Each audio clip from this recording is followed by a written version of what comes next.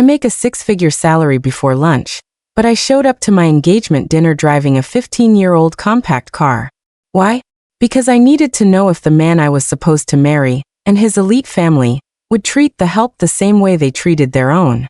My name is Ava Sterling, and for the past year, I've been keeping a secret that could save my life, or ruin theirs.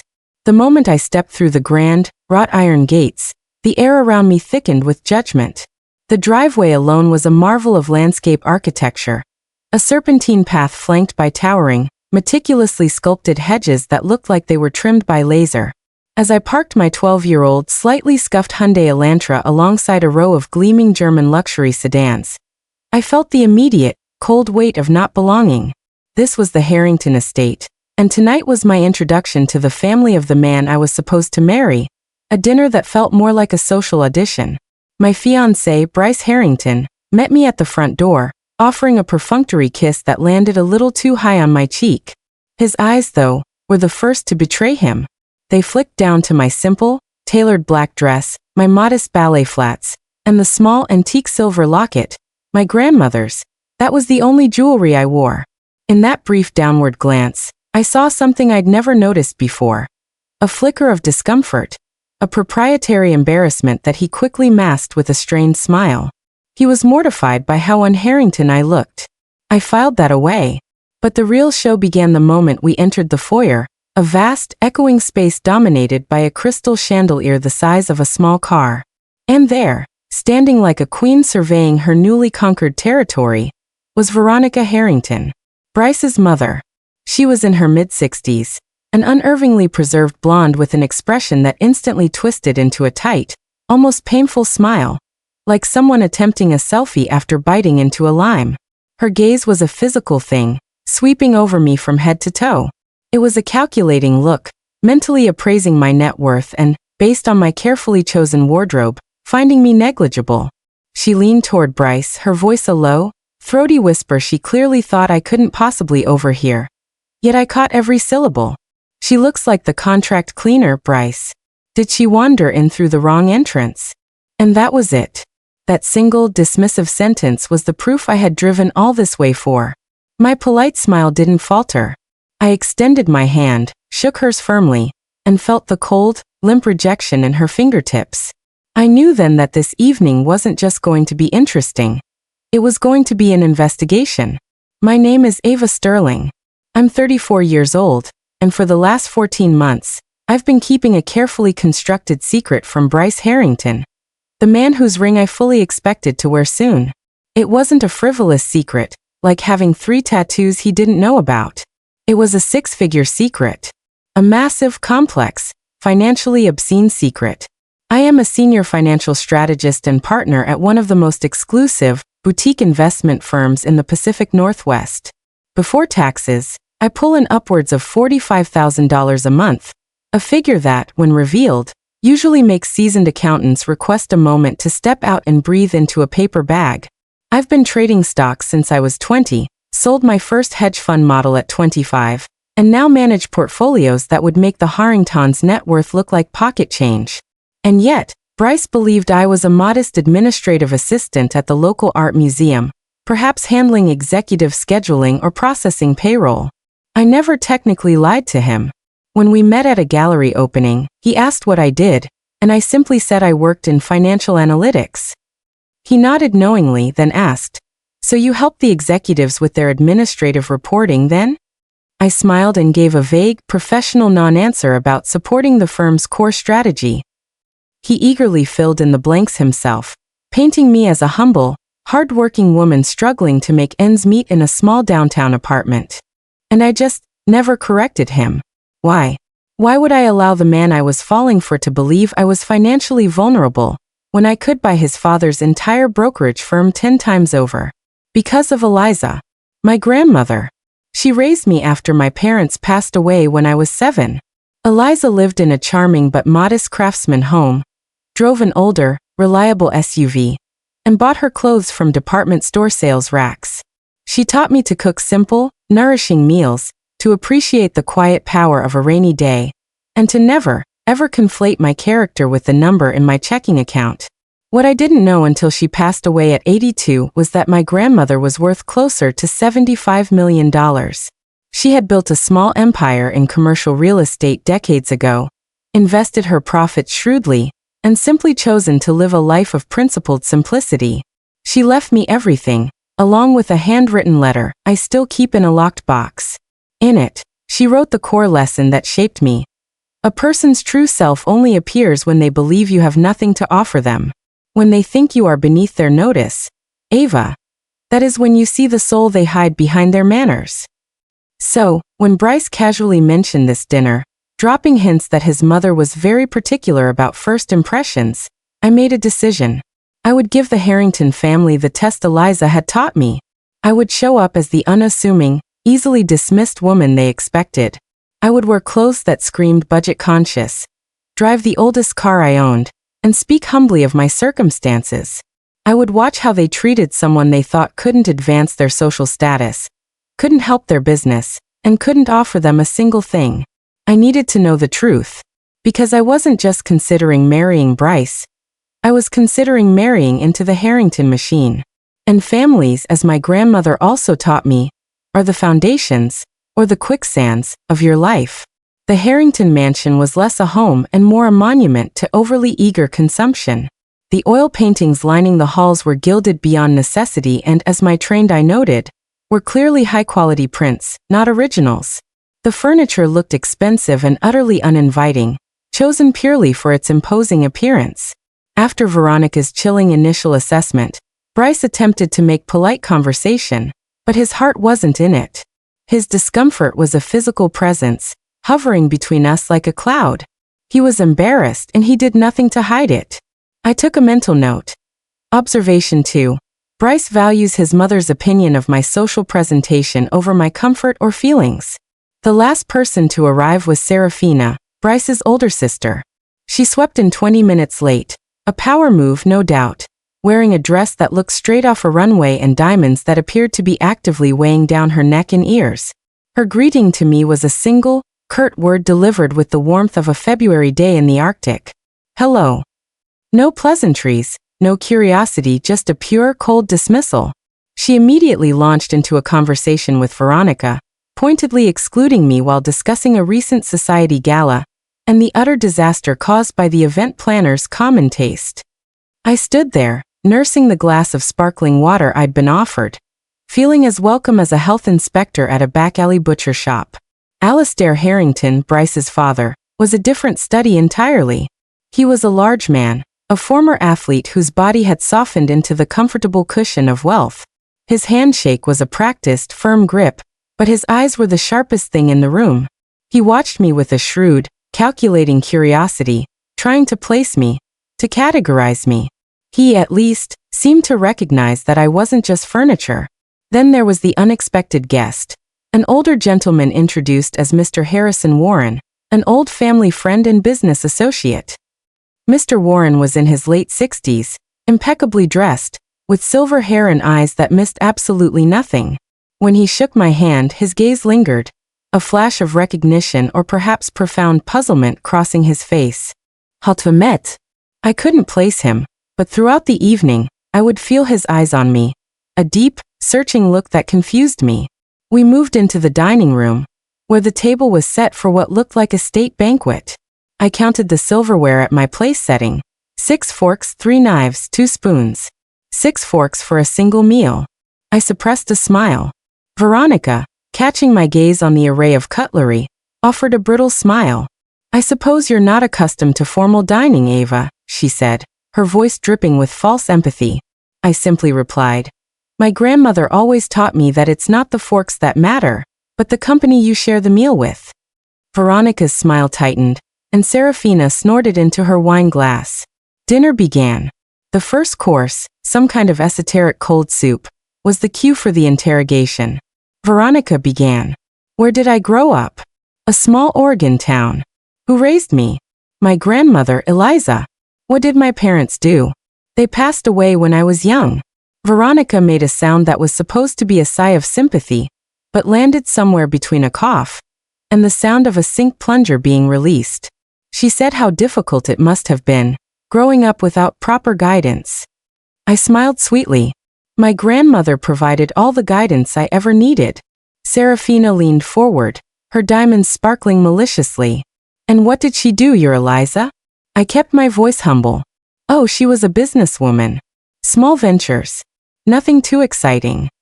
The truth, of course, was that small ventures included commercial real estate holdings that spanned 3 states. Veronica smoothly transitioned to my current job. Bryce said you were in tech or administration? I said, I work in financial analytics. She nodded knowingly. So a secretary? Supporting the actual executives. I replied with a professional vagueness. I'm in a support role, yes. She beamed. How nice. Every successful team needs good support staff. Bryce shifted in his silk-upholstered chair, but his protest was a weak, barely audible murmur that his mother ignored completely. It was Serafina who dropped the bomb, the name that rippled through the conversation like a stone thrown into still water. Isabel. She mentioned running into Isabel Montez last week. She's doing exceptionally well, Serafina chirped. The Montez family logistics firm is simply booming. I watched Bryce's face. A quick flash, guilt, anxiety, perhaps genuine longing, was there and gone. Veronica picked up the thread with the enthusiasm of a vulture finding a fresh carcass. Isabel was always such a darling, Ava. So accomplished. So suited to our lifestyle. She looked at me pointedly. She was Bryce's girlfriend for 3 years. Did you know that? I said I hadn't.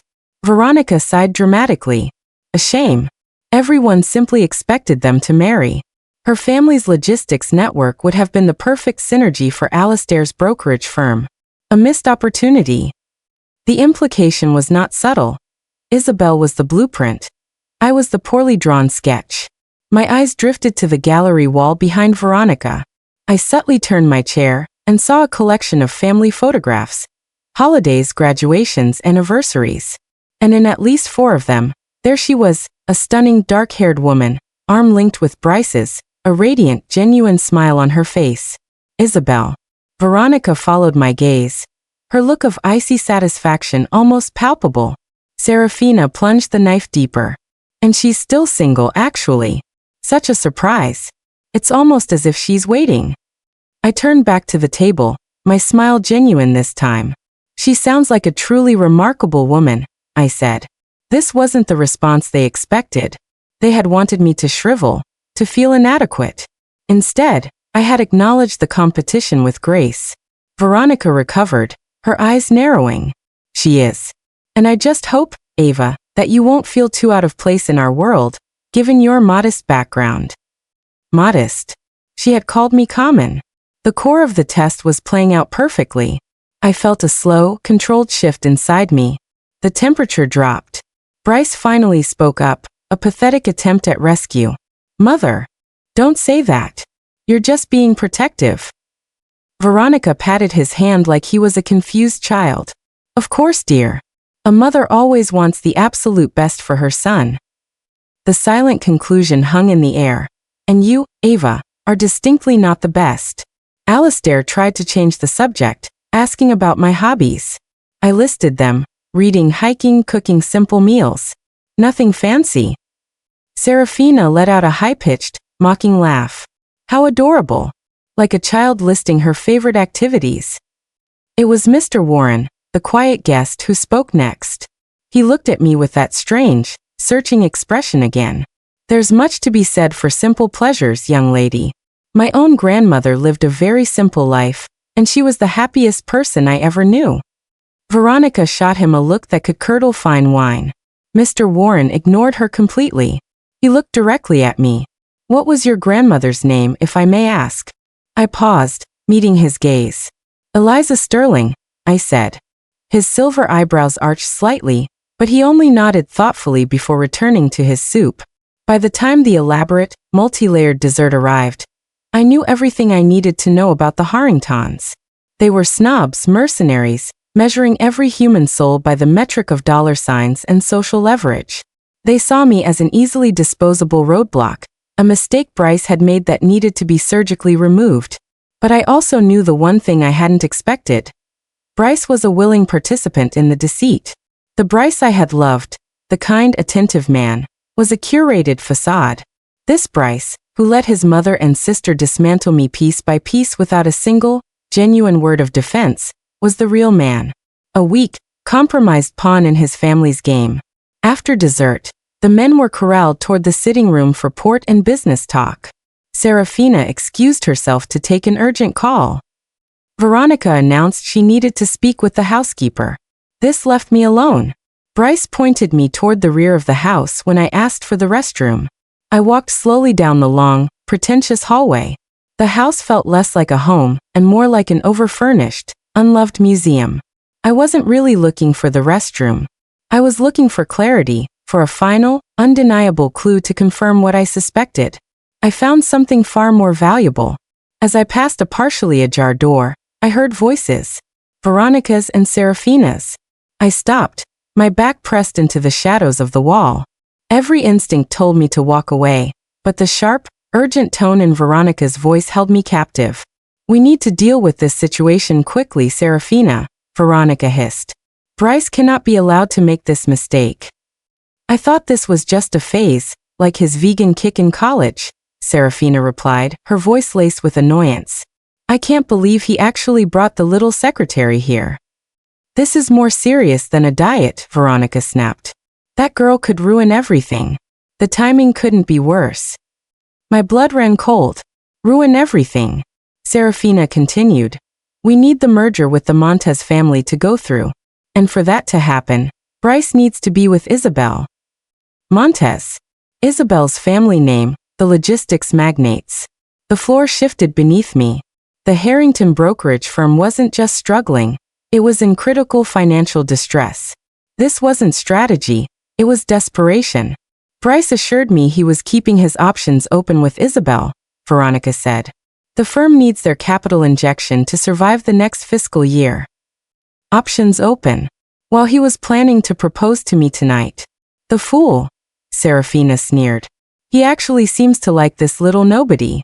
He was supposed to use her as a placeholder until the Montez deal was finalized, but he's getting attached. A placeholder. A temporary distraction. Someone to keep the chair warm until the real candidate, the real money, was secured. "We'll handle it," Veronica said, her voice regaining its steel edge. "We'll announce the engagement tonight, get him publicly committed to this girl, and then find a way to break them up before the wedding. Once we have Isabel secured, we'll discover some terrible, unverifiable secret about Ava that justifies the scandal." Serafina laughed, a dry, cruel sound. "What terrible secret?" "We'll invent one if necessary," Veronica said coldly. And then she delivered the final blow that crystallized my rage. "At least the girl is too stupid to suspect anything. Bryce chose well in that regard. She's naive, trusting, probably just grateful someone like him even looked her way." I moved silently away from the door, my hands trembling. Not with heartbreak, but with an inferno of white-hot, cleansing fury. They thought I was stupid, naive, disposable. They had no idea who they were dealing with. I found the restroom, splashed cold water on my face, and stared at the woman in the mirror. I was not devastated. I was galvanized. I had come here to test the Harringtons. They had failed spectacularly, but the test had revealed a deeper, more painful truth. Bryce was not just weak. He was a cold, calculated liar actively using me. I could confront him now. I could shatter the illusion, expose their plans and walk out. But that would be too simple. They would dismiss me as the emotional, hysterical secretary. They would maintain their narrative. My grandmother had taught me that when someone underestimates you, they give you the greatest gift, the gift of surprise. I fixed my simple makeup, smoothed my modest dress, and walked back to the sitting room with a serene smile. The game was no longer theirs. It was mine. When I re-entered, Bryce immediately came to me, his face tight with forced anticipation. He took my hands. The trap was sprung. "Ava," he said, his voice rehearsed, "I know my family can be a lot, but I know what I want." He got down on one knee. The ring he pulled out was large, flashy, and exactly the kind of thing Veronica would demand. It was also, I noted instantly, of shockingly poor quality. The diamond was cloudy, the setting uneven, impressive from a distance, but flawed up close. Just like the man holding it. He asked me to marry him. Behind him, Veronica was beaming. A general watching the first phase of her strategy succeed. Get him publicly committed to me, delay Isabel, secure the money, and then dispose of the placeholder. I understood the entire chessboard in that instant. But rejecting him now would end the story too soon. It would deny me the opportunity to reveal the truth not just to them, but to everyone they thought mattered. So I said the word I knew would seal their fate. Yes. The next morning, I began my real work. As a senior financial strategist, my job is to analyze systems, find vulnerabilities, and optimize solutions. I was about to apply those skills to the Harrington family, and what I found over the next few days confirmed every whispered fear, and added a few shocking facts. The firm was not just struggling, it was insolvent. They had over-leveraged during the boom, and their primary client contracts were up for renewal, with the client looking elsewhere. The Montez merger was their only lifeline. But there was more. I found a detailed pattern of financial irregularities that had been meticulously buried in expense reports and company ledgers. Serafina hadn't just been spending lavishly. She had been embezzling hundreds of thousands of dollars over the years to fund her excessive lifestyle, siphoning off money while the company bled. I printed everything. Legal documents, transaction records, internal communication logs, and the suspicious shell accounts Serafina had used. Then I started making calls. My grandmother's name, Eliza Sterling, still carried immense weight in certain financial and real estate circles. The contacts she had cultivated over decades remembered the Sterling name with profound respect. One of those contacts led me directly back to Mr. Warren, the quiet guest at the dinner. It turned out my instinct about him was correct. The Harringtons hadn't just mistreated him. They had cheated him out of a significant deal 15 years ago, just within the statute of limitations for certain types of fraud. He had been waiting for the perfect opportunity to see their reputation crumble. I was that opportunity. It's not just about revenge, I told him, sitting across from him in a discreet downtown cafe. It's about showing them that their money doesn't grant them immunity. They've been using their status to manipulate and discard people for decades. They need a consequence that money can't erase. Mr. Warren looked at me for a long moment. Eliza would be proud, Ava, he said. That was all the confirmation I needed. The following weeks were an exercise in controlled performance. I played the role of the blissfully happy, naive fiancé. I endured Veronica's passive-aggressive planning sessions. I watched Serafina flaunt her fraudulently funded jewelry. And I watched Bryce, who was becoming increasingly distracted. His phone was constantly in his hand, guarded, buzzing with texts he quickly hid. I knew the name flashing across his screen more than once. Isabel. One evening, I told Bryce I was working late. Instead, I drove to the exclusive restaurant where he claimed to be meeting an important client. He wasn't meeting a client. I watched from my car as he sat with Isabel at a private corner table. Their heads were close. He took her hand across the white tablecloth. She laughed at something he said and touched his cheek. I quietly took photographs, documenting the betrayal. He wasn't just weak. He was a full-fledged liar and a cheat, actively managing 2 relationships while his mother orchestrated the business rescue. My rage was pure and cold. I went home and added the photos to my file. The engagement party was set for 3 weeks after the proposal. Veronica was treating it like a coronation, a public display of Harrington power. They had no idea it was about to become their wake. The night before the party, I gave Bryce one final chance. We were sitting in his impeccably designed, soulless apartment. Bryce, I asked, looking him directly in the eye, is there anything you want to tell me? Anything at all, about us, about the future? He looked at me with those charming blue eyes I had once adored. He smiled. There is nothing, Ava. I can't wait to marry you. You're everything I ever wanted. I asked about Isabel. His face went instantly pale. He stammered, recovered quickly, and insisted she was just an old family friend. I nodded slowly. I understand. And in that moment, I truly understood. He would lie to the bitter end. He was his mother's son. The next evening, I put on the clothes from my real life. Not the modest navy number. This was a custom-fitted gown in a deep sapphire blue, a designer I'd known for years, worth more than Veronica's entire wardrobe. My jewelry was understated but unmistakably valuable. My grandmother's diamond pendant, a piece appraised at a figure that would cause the Harringtons to faint, hung at my throat. I looked at myself in the mirror and smiled. It was time to stop hiding. I pulled up to the estate in my sleek, black Audi A8L, watching the valet's eyes bulge as he tried to reconcile the luxury car with the woman he had seen arrive 3 weeks ago in a humble sedan. Catering, he stammered again. I handed him the keys. I'm the fiancé, I said, allowing the slightest edge of authority into my voice. The walk into the main tent, a massive temporary structure filled with white florals and crystal, felt like a slow-motion reveal. I moved through the crowd, deliberately catching the attention of key business players. Harold Harrington was the first to see me. His practiced host's smile froze.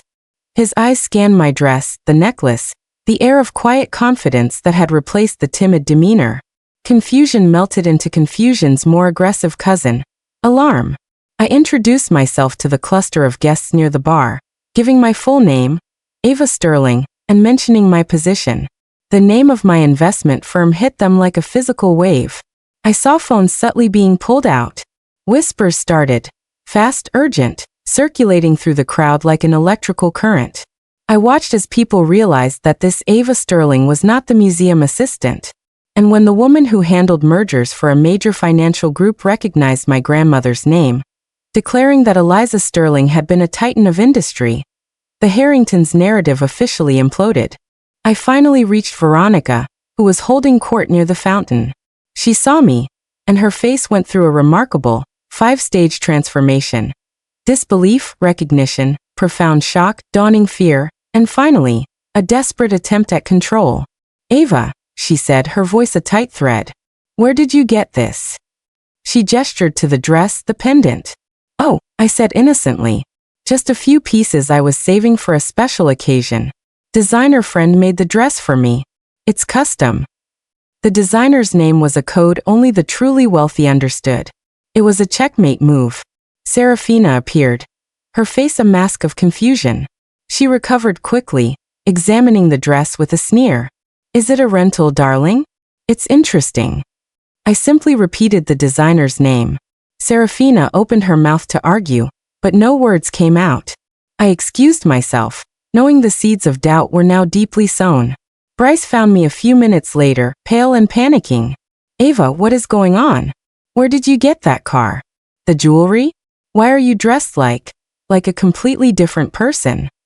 I am dressed like myself, Bryce, I replied calmly. You just chose not to see her. I took his arm and guided him toward a group of senior executives from the major client firm his father was desperately trying to keep. I introduced myself properly, my full title, my firm's achievements, my grandmother's legacy. Bryce stood beside me, utterly mute, watching his carefully constructed lie evaporate in real time. He had assumed poor meant unimportant, and he had never bothered to look closer. His fatal mistake. Veronica intercepted me near the stage just as the string quartet finished their set. Her composure was gone, replaced by a desperate, low-hissed fury. She grabbed my arm. What is your game, Ava? The dress, the talk about your grandmother. I want to know what you are doing. I looked her directly in her terrified eyes. There is no game, Veronica. I am simply being myself. I leaned closer. My grandmother taught me that a person's true character only shows when they think no one important is watching. I wanted to see who the Harrington family really was. I let the silence hang, heavy with the weight of her insults. Now I know. Before she could form a coherent reply, Alistair's voice boomed over the speaker system, calling for the official toasts. The crowd turned. Every eye was on the stage. The main event was about to begin. Alistair gave a brief, forced speech about family, legacy, and strong partnerships. Veronica took the microphone, her perfect smile back in place, her control momentarily regained.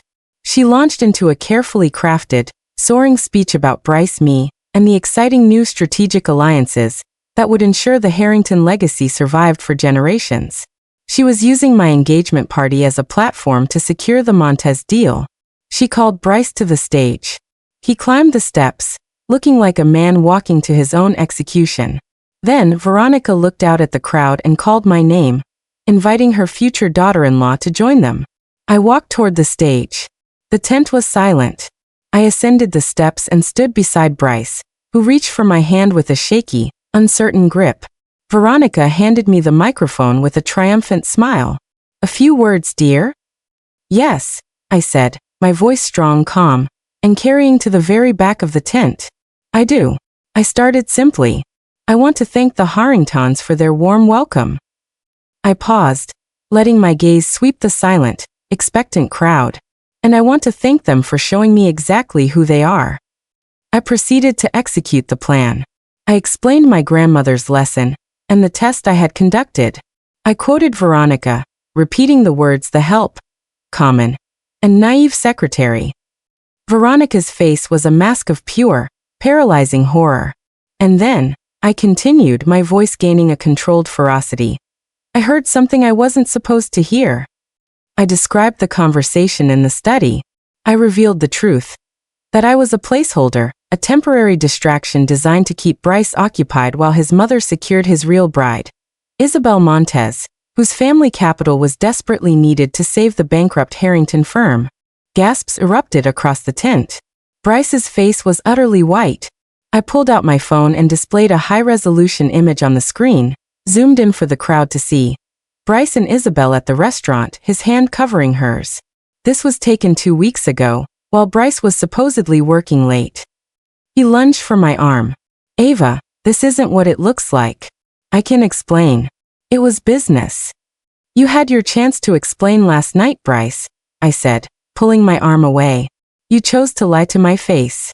I turned back to the crowd. "And there is more. Over the past few weeks, I've been researching the Harrington firm's financials." I spoke professionally, listing their structural issues, the overextended credit, the looming franchise termination, and the systemic financial fraud. Alistair's face was a study in profound, irreversible defeat. "And finally," I said, my voice cutting through the silence, "I found evidence of something even more serious." I looked directly at Serafina, who was frozen in terror near the bar.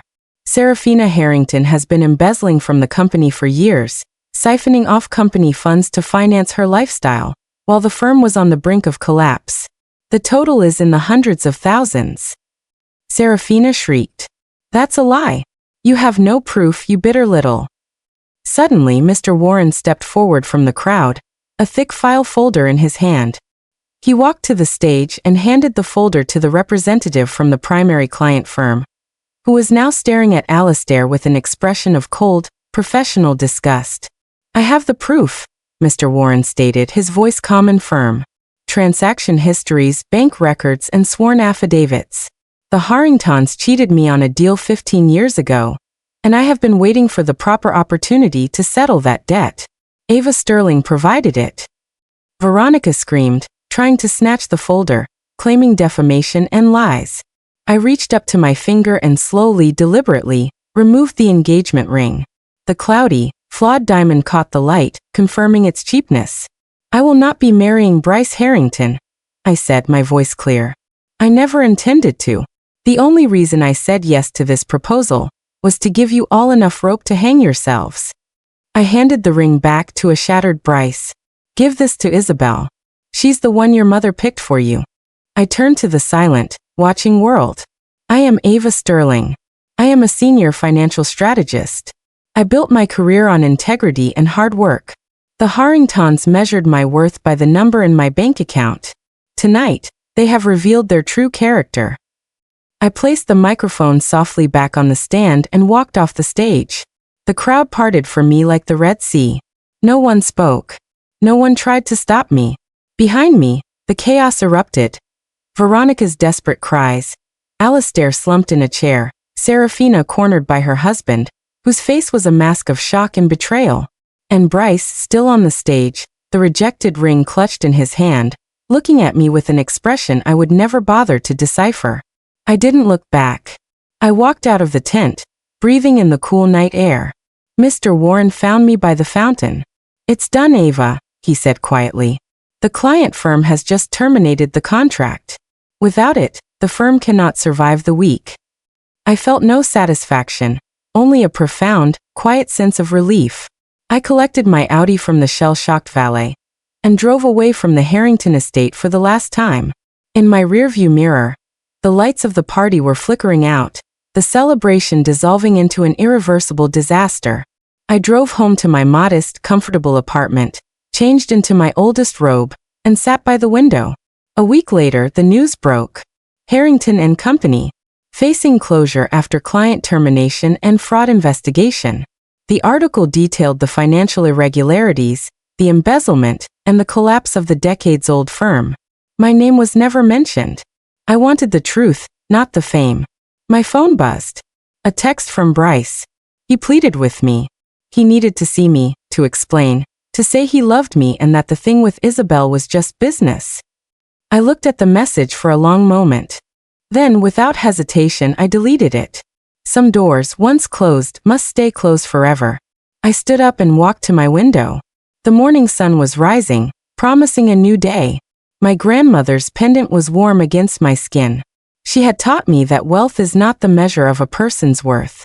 It's character, integrity, the choice to act according to your principles, even when it would be easier to compromise. The Harringtons had failed that test completely. I finally had the answer I had been looking for. I didn't need their approval. I didn't need Bryce's love. I didn't need anyone's validation to know my own worth. I already knew who I was. And that was everything.